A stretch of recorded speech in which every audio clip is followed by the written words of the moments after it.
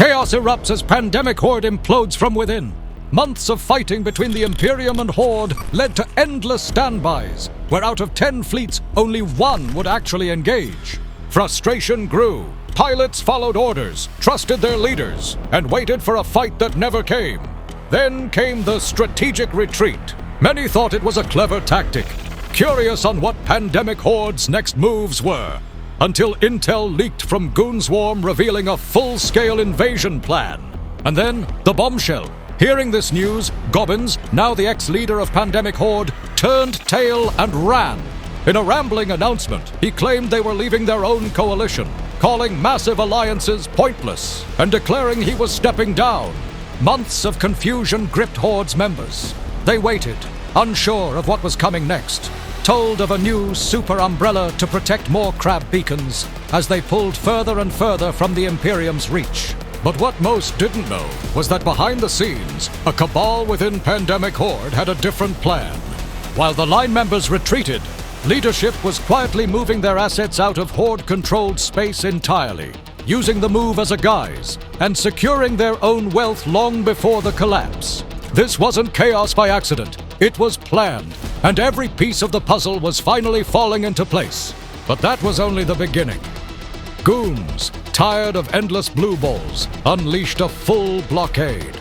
A hell camp surrounded Horde's staging, trapping fleets inside.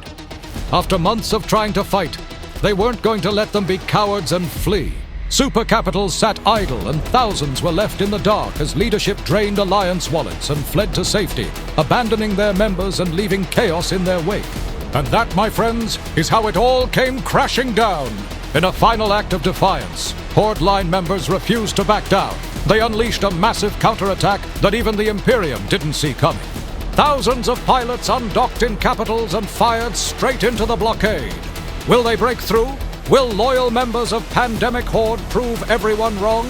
This is Warlock Industries, providing cinematic battles and mildly accurate reporting straight from the front lines.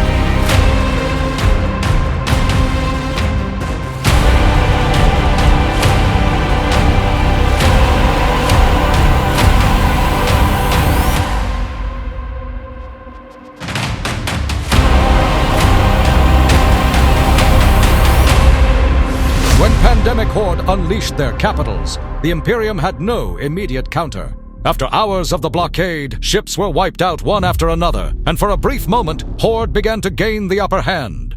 In the chaos, they seized their chance, using a narrow window to evacuate what they could.